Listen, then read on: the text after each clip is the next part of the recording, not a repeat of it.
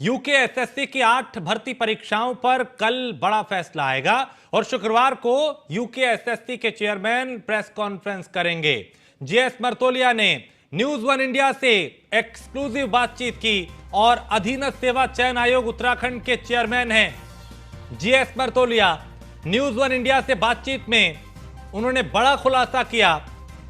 Double lock में जमा होने के बाद भी एक छात्र की ओएमआर शीट बाहर आ गई और एक छात्र की ओएमआर शीट में छेड़छाड़ करके नंबर बढ़ाए गए। यह जीएस मर्तोलिया ने कहा। मर्तोलिया ने ट्रेजरी में तैनात अफसरों पर कठोर कार्रवाई की मांग शासन से की है और भविष्य में इस प्रकार की गड़बड़ ना हो इसके लिए शासन को पत्र भी लिखा है।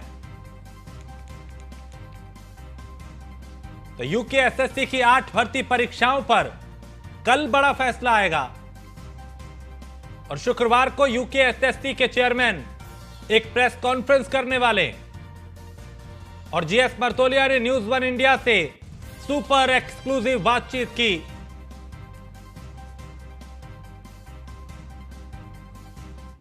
लोग अपने नए साल के कैलेंडर जारी करने की उसमें तैयारी कर रहे हैं और मोस्टली शायद मैं कल किसी टाइम पर प्रेस से बात करूंगा और जो विवादित हमारी भर्तियां हैं उसके बारे में भी निर्णय लेकर के मैं कोशिश ये करूंगा कि विवादित भर्तियों का जो भी डिसीजन लेना कल ले लिया जाए और उसको अनावश्यक हम लोग उसको पेंडिंग या विवाद बढ़ता रहे नहीं चाहेंगे। हम चाहेंगे कि नए साल में हम एक नई ये ऊर्जा के साथ और नए उद्देश्य और नए मजबूती के साथ उस काम को करें। हम कल उस संबंध में शायद आप लोगों से प्रेस में बात करूँगा। देखिए, अगर ये कहें कि साहब ठीक बात है, हमारी इमेज इस बीच थोड़ी ख़राब हुई, लेकिन आपको बताऊं मैं कि जब से 2016 से एक कमीशन बना 5-6 भर्ती लगाई आप। एक हमारी शुरू की भर्ती हुई थी जिसमें लोग के साथ एफआईआर हुई। अभी कुछ भर्तियां हमारी 3-4 और हैं जिसमें कार्रवाई हो रही है। उसका अधिकांश होमवर्क कमीशन ने खुद किया है और 2016 से अब तक करीब 18,000 के आसपास भर्ती कर चुकी है कमीशन। ठीक बात है, कुछ भर्तियों में गलती हुई, चाहे वो हमारी लापरवाही से हुआ हो या किसी और की संलिप्तता से, उसके लिए बिल्कुल हम लोग जिम्मेदारी हम लोग उसको ओन करते हैं और हमारी कोशिश ये होगी कि भविष्य में इस तरह की बात ना हो और कमीशन के ऊपर लोगों का विश्वास हो, उसको जगाने का दोबारा हम पर विश्वास हो, इसकी कोशिश हमारी होगी। और जब तक कमीशन पर विश्वास नहीं होगा तब तक कमीशन कुछ भी कर ले लोग शंका की दृष्टि से देखेंगे। हमारी कोशिश होगी पूरी पारदर्शिता के साथ काम होगा और वो लोगों को दिखाई भी देगा, ये हमारा प्रयास होगा।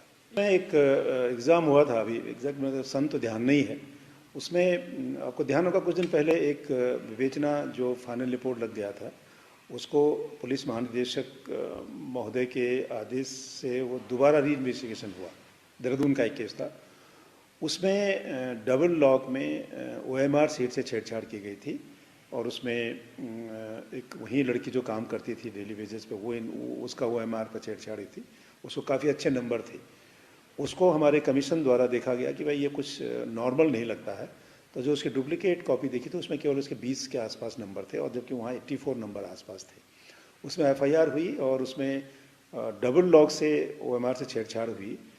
तो ट्रेजरी को भी पूछा जाना चाहिए कि भाई ये ट्रेजरी में डबल लॉक से छेड़छाड़ क्यों हुई। जब हमारे संज्ञान में आया, आईओ ने हमको रिपोर्ट भेजी, तो मैंने उस पूरा प्रकरण अपर मुख्य सचिव वित्त श्री आनंद वर्धन जी को भेज दिया है। तो इसमें गंभीरता से लेकर के इस तरह से घोर लापरवाही के लिए इसमें कार्रवाई इसलिए होनी चाहिए कि डबल लॉक से ज़्यादा सुरक्षित जगह कोई नहीं मानी जाती। अगर वहाँ ओएमआर से छेड़छाड़ हो जाए तो भविष्य के लिए भी हमारे लिए बहुत चिंता का विषय हो सकता है। और साथ ही मैंने उनका अनुरोध ये किया है कि सभी ट्रेजरी ऑफिसर, सभी डिस्ट्रिक्ट मजिस्ट्रेट को, क्योंकि ट्रेजरी के मालिक, ट्रेजरी की जिम्मेदारी डीएम की भी है, चार्ज उन्हीं के पास पहले होता है। जब कभी डीएम चेंज होते तो उन्हीं को पहले चार्ज ट्रेजरी का होता है। तो एक सर्कुलर इशू हो ताकि भविष्य में इस तरह की चीज़ें ना हों कि कमीशन या किसी भी चीज़ को, चाहे यूनियन पब्लिक सर्विस कमीशन है, हमारे पब्लिक सर्विस कमीशन है, या जो भी कमीशन या जो भी चीज़ें कागज में रखी जाए उसमें छेड़छाड़ टेम्परिंग न हो और इस तरह की घटनाएं पुनरावृत्ति न हो, ये हमने उनसे अनुरोध किया है और कार्रवाई होनी भी चाहिए इसमें। और इस खबर पे ज्यादा जानकारी के साथ हमारे विशेष संवाददाता सुदीप जैन हमारे साथ सीधा जुड़े हुए हैं। सुदीप, कल एक अहम दिन है, कल फैसला आने वाला है। अंदर खाने में या सूत्रों के हवाले से कोई जानकारी कि कल किस तरह का फैसला आ सकता है, चूंकि एक बड़ा मामला और सबकी निगाहें इस पर। जी देखिए, अभी थोड़ी देर पहले जो मेरी यूकेएसएससी के चेयरमैन हैं जीएस मर्तोलिया, उनसे लंबी बातचीत हुई है। उन्होंने साफ कहा है कि कल नए साल से पहले वो एक बड़ा गिफ्ट देने जा रहे हैं युवाओं को। और हालांकि उन्होंने खुलासा तो नहीं किया कि कल की प्रेस कॉन्फ्रेंस का महत्वपूर्ण बिंदु क्या है या वो बिंदु जिसको आयोग बताना चाहता है, लेकिन मेरी जानकारी ये है कि 8 जिन परीक्षाओं पर विवाद है या जिसको लेकर जांच चल रही है, कमेटी बनी थी। कमेटी ने अपनी रिपोर्ट आयोग को सौंप दी थी और आयोग के चेयरमैन मुख्यमंत्री से भी मिले थे, जो मेरी जानकारी है। इन 8 परीक्षाओं में कोई गड़बड़ नहीं मिली है, ये अभी तक की जानकारी है। और इन भर्ती परीक्षाओं पर कल ग्रीन सिग्नल दे सकता है, यानी इन पर नियुक्तियां शुरू हो जाएंगी, क्योंकि जो इन परीक्षाओं को दे चुके युवा हैं वो बीते 2 वर्षों से परेशान हैं। एक और तो कहा उनका डॉक्यूमेंट वेरिफिकेशन का काम शुरू हो गया था, वहीं दूसरी ओर एक ब्रेक लग गया। इसमें आंदोलन भी चल पड़ा है, देहरादून में आंदोलन हुआ और अब दिल्ली तक छात्र जाने की तैयारी में है। जो अभ्यर्थी हैं वो दिल्ली जाने की तैयारी में भी हैं। लिहाजा आयोग ने भी इन सारी चीजों को देखते हुए निर्णय लिया है कि कल प्रेस कॉन्फ्रेंस करके वो खुलासा करेगा कि नाट परीक्षाओं में क्या होना है। और आज शाम 4 बजे भी एक महत्वपूर्ण जानकारी यूकेएसएससी से आ सकती है, ऐसा हमारे सूत्र बता रहे हैं। देखिए, राज्य में बेरोजगारी के सापेक्ष यूकेएसएससी एक वो संस्थान है लोक सेवा आयोग के अलावा जहां युवा कई परीक्षाओं में बैठकर सरकारी नौकरियों में मौका पाते हैं और सरकारी सेवाओं को देते हैं। पर बीते दिनों जिन परीक्षाओं में गड़बड़ी की बात आई, तब से लगातार जो यूकेएसएससी है वो विवादों में है। नई परीक्षा तो करा नहीं पा रहा और पुरानी परीक्षाओं पर भी निर्णय नहीं हो पा रहा है जिन पर विवाद नहीं है।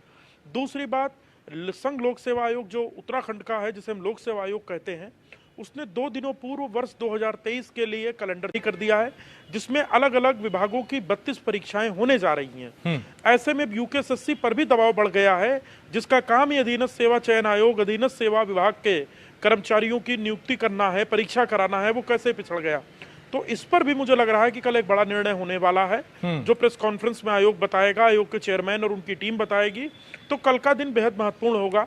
और दूसरा इशू एक और गंभीर है कि जो डबल ट्रेजरी होती है, जो डबल लॉक होता है ट्रेजरी में, जिसकी सुरक्षा में पीएससी के जवान तैनात रहते हैं, वहां चाहे अधीनस्थ सेवा चयन आयोग का पेपर हो या संघ लोक सेवा आयोग का, इनके पेपर रखे भी जाते हैं और इनकी कॉपियां भी रखी जाती हैं सुरक्षा के लिहाज से। पर वहीं से यदि कोई ओएमआर शीट लीक हो गई और उसमें बाद में नंबर बढ़ा दिए गए, और चौंकाने वाला है। यही वजह है कि यूकेएसएससी के चेयरमैन जो हैं, उन्होंने पत्र लिखा है अपर मुख्य सचिव वित्त आनंद वर्धन को और इस पूरे प्रकरण से अवगत कराने के साथ साथ कार्रवाई की मांग की है और भविष्य में एक कुछ ऐसी व्यवस्था बने ताकि डबल लॉक जो सबसे सुरक्षित माना जाता है और ज्यादातर स्थानों पर डीएम ऑफिस में ही होता है, उसमें भविष्य में ऐसी कोई गड़बड़ ना होने पाए। लेकिन सुदीप, अगर डबल लॉक में भी ओएमआर शीट के साथ छेड़छाड़ की जा रही है, तो यानी अब भी गड़बड़ी करने वाले लोग सिस्टम में सक्रिय हैं और जरूरी है कि उनके खिलाफ कार्रवाई हो। जी बिल्कुल, यही वजह है कि यूकेएसएससी चेयरमैन ने पत्र लिखा है अपर मुख्य सचिव वित्त को, जो एसीएस फाइनेंस हैं, और ये पूरा प्रकरण का उन्होंने हवाला दिया है कि कैसे एक महिला अभ्यर्थी ने, जिसके 27 नंबर थे, ओएमआर शीट निकाल के गोले बढ़ा के अपने नंबर बढ़ा लिए। आयोग ने जब ओएमआर शीट देखी, उसे गड़बड़ लगी, जांच की तो गड़बड़ पाई गई। इसलिए भविष्य में कोई ऐसी गड़बड़ ना हो, इसके लिए शासन स्तर पे भी कोई ठोस रणनीति बने और जिलों के जिलाधिकारियों को पत्र भेजा जाए कि डबल लॉक कितना महत्वपूर्ण है और उसमें किस प्रकार से गड़बड़ हो रही है, जिसे भविष्य में रोका जाए। ठीक है।